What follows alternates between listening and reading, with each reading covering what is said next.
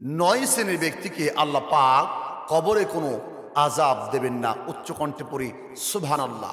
সম্মানিত বন্ধুগণ, আমরা কে না চাই আমাদের কবরে আজাব মুক্ত হোক, আমাদের কবরে আজাব না হোক, কিন্তু এমন নয় শ্রেণীর ব্যক্তি আছে যাদেরকে আল্লাহ পাক কবরের আজাব দেবেন না, ইভেন তাদের কবরে কোনো প্রশ্ন করা হবে না। উচ্চ কণ্ঠে পড়ি সুবহানাল্লাহ। আসুন আমরা জেনে নেই কারা সেই নয় শ্রেণীর ব্যক্তি, কি তাদের আমল, কি তাদের কর্ম, যে তাদের আমল দ্বারা আল্লাহ পাক তাদের ভালো কাজ দ্বারা, তাদের ভালো আমলের গুণে আল্লাহ পাক তাদেরকে কবরে প্রশ্ন করবেন না, তাদের কবরে কোনো আজাব দেবেন না। বিখ্যাত কিতাব ফতোয়ার কিতাব ফতোয়া শামিতে প্রথম খণ্ডের 629 পৃষ্ঠায় ইবনে আবেদিন শামী রাহিমাহুল্লাহ লিখেছেন যে নয় শ্রেণীর ব্যক্তি কারা। প্রথম শ্রেণীর ব্যক্তি হচ্ছেন নবীগণ, নবীদের কোনো কবরে আজাব হবে না।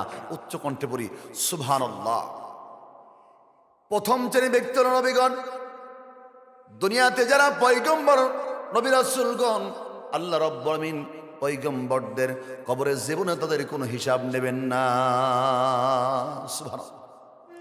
দ্বিতীয় শ্রেণীর ব্যক্তি হল শহীদগণ। শহীদদের আল্লাহ রাব্বুল আমিন কবরের জীবনে কোনো কষ্ট করবেন না, এমনকি শহীদদের আল্লাহ রাব্বুল আমিন কবরে কোনো আযাব দেবেন না। এখন আসুন, শহীদ কারা? যারা দ্বীনের জন্য, ইসলামের জন্য, কল্যাণের জন্য যারা জীবন দিয়েছে তারা হচ্ছে শহীদ। আজকে দেখা যায় হকের উপরে যারা জীবন দিয়েছে, হক কথা বলে যারা জালিমের কারাগার বরণ করে হক কথা বলার কারণে জেল জুলুমের শিকার হচ্ছে এবং জেলখানাতে যাদের মৃত্যু হচ্ছে, তারাই কিন্তু আজকে বর্তমানে শহীদের কাতারে পড়ে যাবে।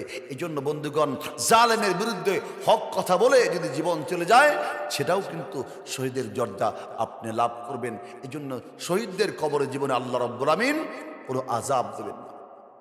তৃতীয় জনে ব্যক্তি হল ইসলামী রাষ্ট্রের অতন্ত্র প্রহরী। যারা ইসলামী রাষ্ট্রের অতন্ত্র প্রহরী, যারা রাষ্ট্রকে চালায়, যারা রাষ্ট্রকে ভাড়া দেয়, তারা যদি মারা যায়, আল্লাহ রাব্বুল আমিন তাদের জন্য কোনো কবরে আযাব দেবেন না, তাদের কোনো কবরে আযাব হবে না।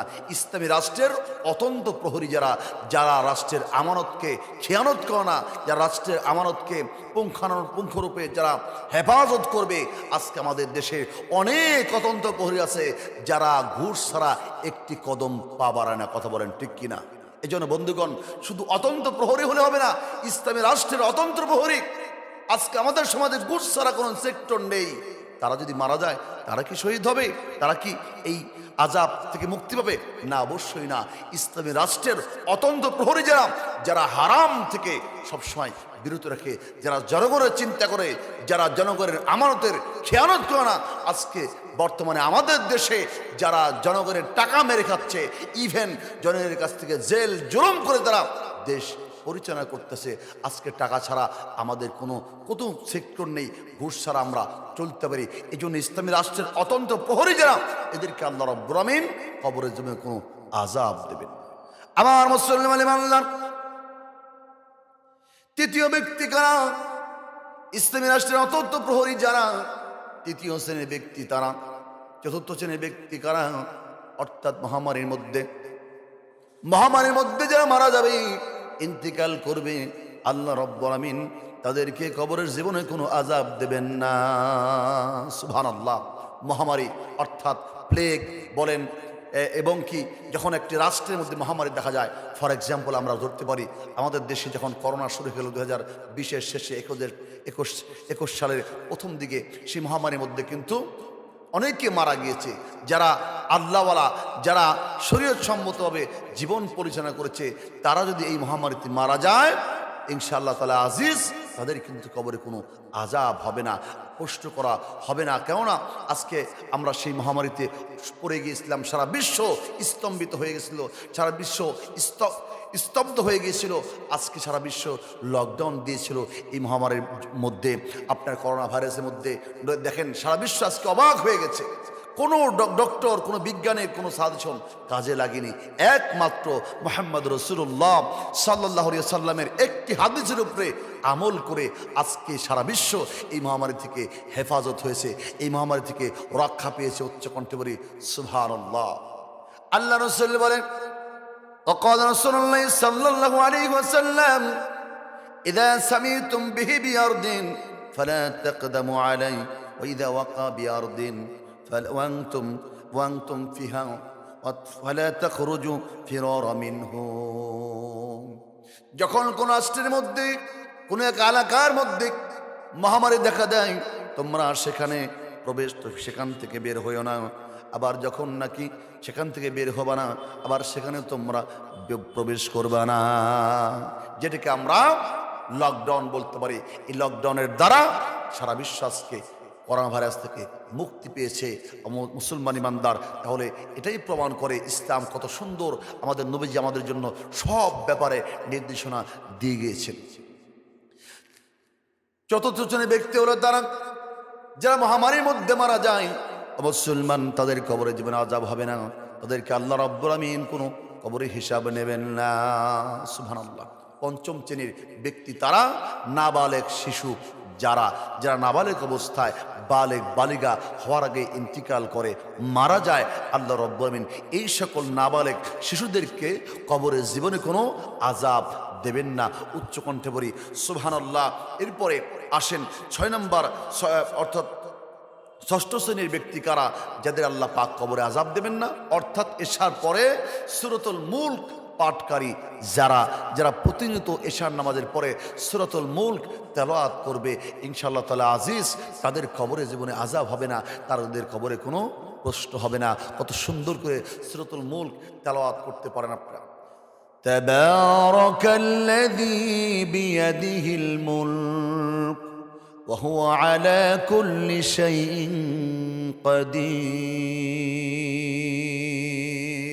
যাদের এই অভ্যাসটি আছে প্রতিনিয়ত এশার পরে আপনি সূরাতুল মুলক তেলাওয়াত করবেন, ইনশাআল্লাহ তাআলা আজিজ, এই সূরাতুল মুলক তেলাওয়াত করার উসিলায় আল্লাহ পাক আমাকে আপনাকে কবরের জীবনে কোনো আযাব দেবেন না। উচ্চ কণ্ঠে পড়ি সুবহানাল্লাহ।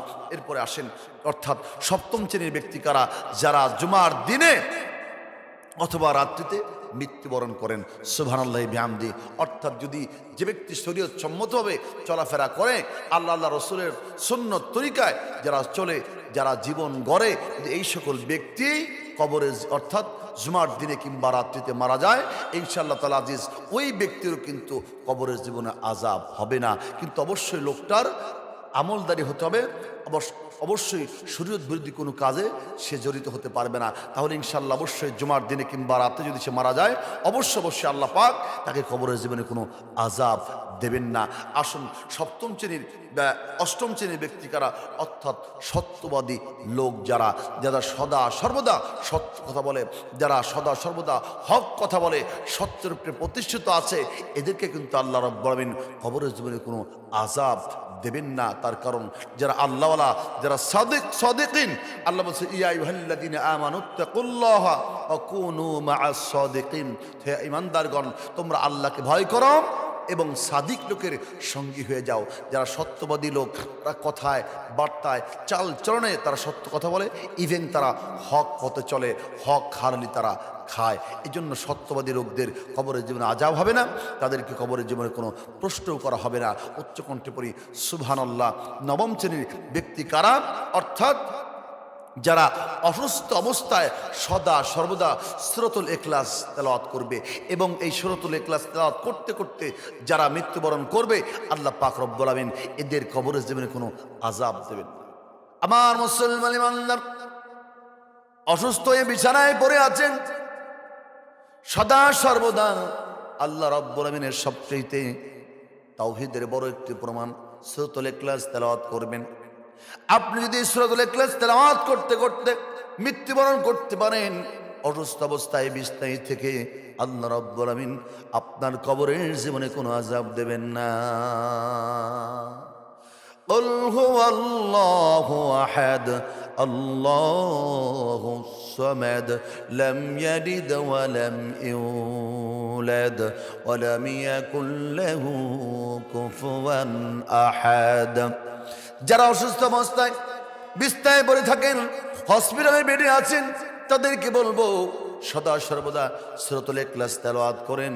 আল্লাহ রাব্বুল আমিন যদি আপনার অবস্থায় মৃত্যু ঘটে যায়, মৃত্যু হয়ে যায়, আল্লাহ রাব্বুল আমিন আপনার জন্য সুসংবাদ দিয়েছেন, আপনার কবরের জীবনে কোনো আযাব দেবেন না। সুবহানাল্লাহ। তার সম্মানিত বন্ধুগণ, আমরা বুঝতে পারলাম, জানতে পারলাম 9 শ্রেণীর ব্যক্তিকে আল্লাহ রাব্বুল আমিন কবরের জীবনে আযাব দেবেন না।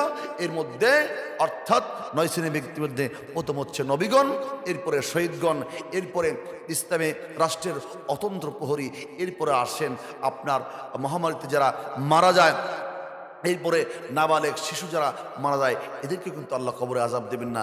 এরপর আসেন যারা অর্থাৎ এশার নামাজের পরে সূরাতুল মুলক তেলাওয়াত করবে, আল্লাহ পাক কিন্তু এদেরও কবর আযাব দেবেন না। এরপরে যারা জুমার দিনে কিংবা রাত্রিতে মারা যাবে ঈমান এবং আমল নিয়ে, আল্লাহ পাক এদেরকে কিন্তু কবরের জীবনে কোনো আযাব দেবেন না। এরপরে আসুন সত্যবাদী সিদ্দিকগণ যারা, আল্লাহ পাক এদেরকেও কিন্তু কবরের জীবনে কোনো আযাব দেবেন না, তাদের কোনো প্রশ্ন করবেন না। এরপরে সর্বশেষ ব্যক্তি যারা অর্থাৎ অসুস্থ অবস্থায় সদা সর্বদা বিছানায় বসে কিংবা শুয়ে সূরাতুল ইখলাস তেলাওয়াত করবে, আল্লাহ রাব্বুল আমিন এদেরকেও কিন্তু কবরের জীবনে কোনো আযাব দেবেন না। আসুন আমরা সকলেই আজকে থেকে এই 9 শ্রেণীর মধ্যে জানি আমরা পড়তে পারি, সেই আমলগুলো আমরা করব, সেইভাবে চলবো। আল্লাহ আমাদের সকলকেই দিনের সহিহ দান করুন এবং সকলকে আল্লাহ আমাদের আমল এবং ঈমান এবং আমলের রাখুন। উচ্চকণ্ঠে পড়ি আমিন।